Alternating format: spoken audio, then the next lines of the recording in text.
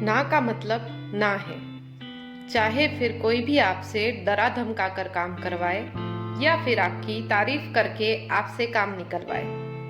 कभी कभी ऐसी स्थितियां भी होती हैं कि हम वो काम करना ही नहीं चाहते जो हमें सामने वाला बता रहा है, फिर भी सामने वाले को ना कह ही नहीं पाते हैं। हमेशा हर काम के लिए हाँ कहने की आदत आपको शारीरिक और मानसिक तौर पर बहुत ज़्यादा परेशान कर सकती है।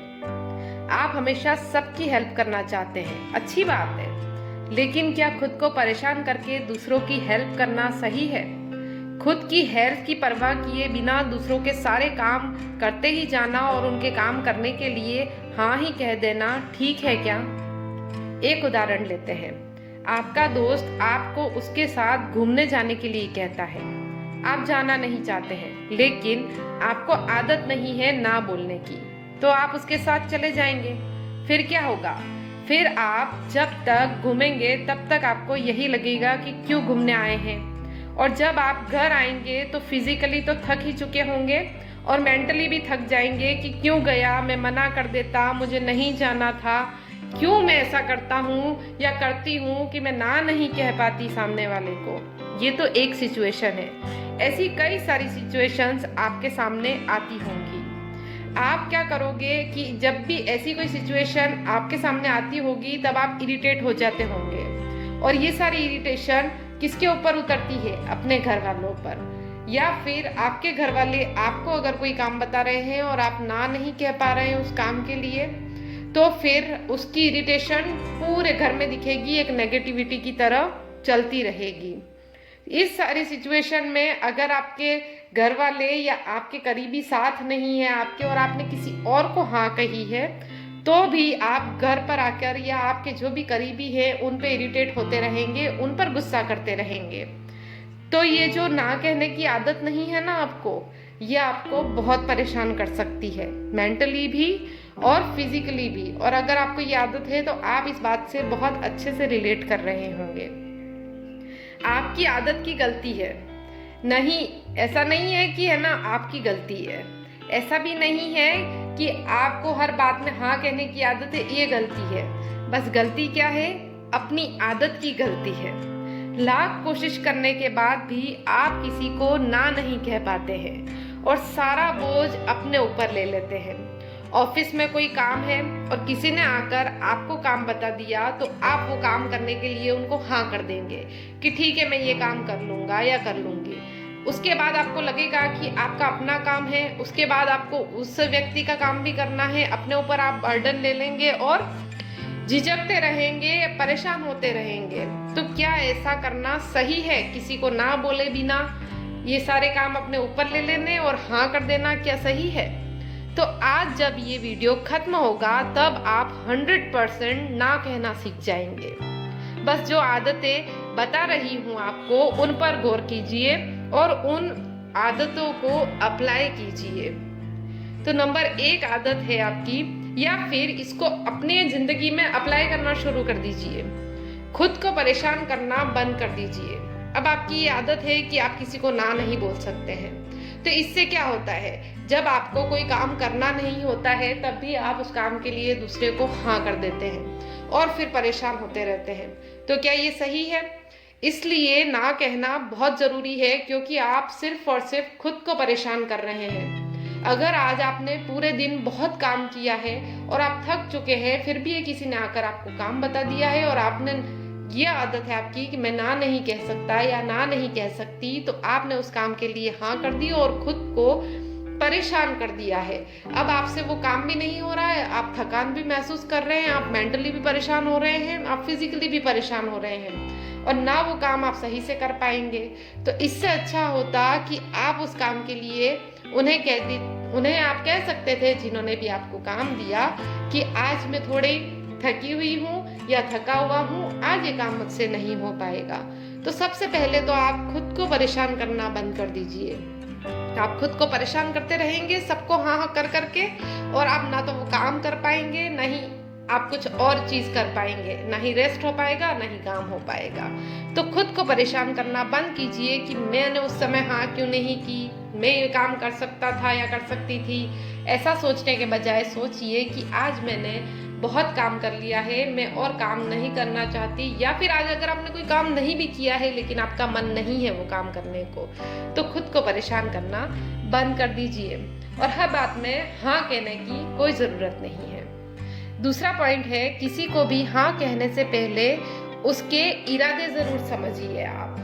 अगर आप किसी को हाँ कहने जा रहे हैं तो आपको ये ज़रूर देखना होगा कि आखिर उसके इरादे क्या है, आखिर वो आपसे चाहता क्या है।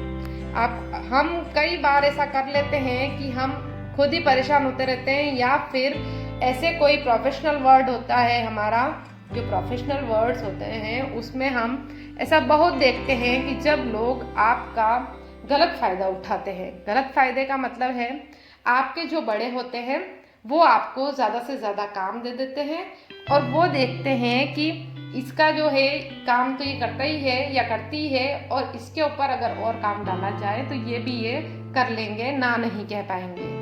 तो जिस व्यक्ति के साथ आप काम कर रहे हैं पहले उसके इरादे को ठीक से समझ जाइए कि जिस काम के लिए वह कह रहा है या कह रही है क्या वह आपकी प्राथमिकता में आता है, मतलब कि आपको वो काम करना चाहिए।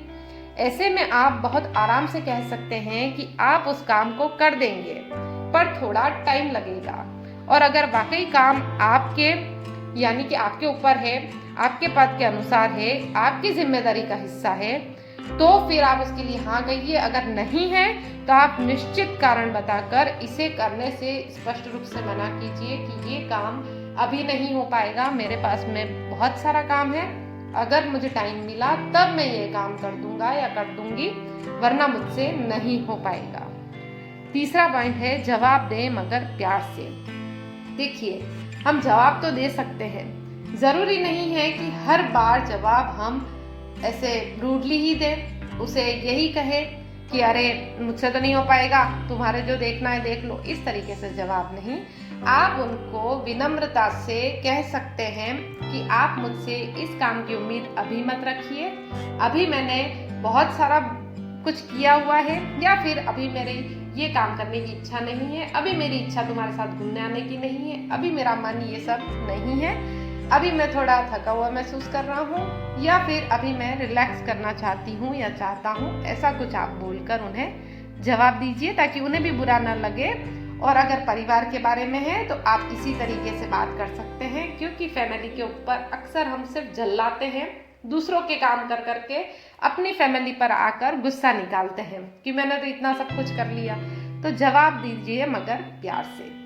कोई आपसे प्लीज कह रहा है तो दबाव में बिल्कुल मत आइए। ऐसा होता है, अमूमन आपने देखा होगा कि कोई अगर कोई काम हमें बता रहा है और हमने हिम्मत करके कह भी दिया कि ये काम मुझसे नहीं होगा, अभी मैं बाद में कर लूँगी या बाद में कर लूँगा, लेकिन फिर जब वो आपसे कहेंगे प्लीज़ मेरा ये काम कर दो, तो आप उसके प्लीज़ के दबाव में आ जाएंगे। तो अगर आपसे वो काम नहीं ही हो पाएगा या आप उस काम को नहीं करना चाहते हैं तो उस प्लीज़ के दबाव में बिल्कुल मत आइए। आप बिल्कुल मना कीजिए कि चाहे आप प्लीज़ कहें, चाहे आप सॉरी कहें, चाहे आप कितना भी प्यार से कहें, लेकिन ये काम मुझसे नहीं हो पाएगा। थोड़े से स्वार्थी बन जाइए। अगर आप थोड़े से स्वार्थी हो जाएंगे तो क्या ये बुरा है? तो आपको थोड़ा सा स्वार्थी होना बहुत ज़रूरी है। अब जब स्वार्थी होना आपको मैं बता रही हूँ, इसका मतलब ये नहीं है कि कभी भी कुछ भी नहीं करना है और किसी के लिए भी नहीं करना है। लेकिन अगर मान लीजिए आज आप प्लेट में कोई सब्जी लेकर बैठे हैं, आपको वो सब्जी खानी है और आपको किसी ने पहले ही कह दिया कि ये सब्जी मुझे भी खानी है, तो क्या आप वेट करेंगे? आज के दिन थोड़ा सा स्वार्थी हो जाइए, वो सब्जी आप खा लीजिए क्योंकि आपको पसंद है। दूसरा अगर होगा तो वो अपने लिए बना देगा, या फिर आप उसके लिए नई सब्जी बना दीजिए, लेकिन अगर आपको वो पसंद है तो आप खा लीजिए। तो थोड़े से स्वार्थी हो जाइए। आज रिलैक्स करना चाहते हैं तो बस रिलैक्स कीजिए, स्पष्ट ना कहें। अगर कोई काम ऐसा है जो आपको नहीं पसंद आ रहा है, अगर आप कोई भी काम कर ही नहीं पा रहे हैं, तो स्पष्ट रूप से मना करना सीखिए। स्पष्ट रूप से जब आप किसी को ना कहेंगे तो हो सकता है उसे थोड़ा सा बुरा लग जाए, लेकिन लग जाने दीजिए, अपने लिए सोचिए। मैंने कहा ना थोड़े से स्वार्थी बनिए, तो थोड़े से स्वार्थी बनिए, अपने लिए सोचिए। ना कहना सीखिए, क्योंकि ना कभी कभी हमें मेंटली और फिजिकली बहुत तोड़ देता है और मन हमारा इतना उजड़ जाता है कि मैंने उस समय ना क्यों नहीं कहा। तो ये केवल और केवल 6 टिप्स हैं, इन्हें अपनाइए और यकीन मानिए 100% आप ना कहना सीख जाएंगे। तो अप्लाई कीजिए और खुश रहिए, खुशियाँ बांटिए।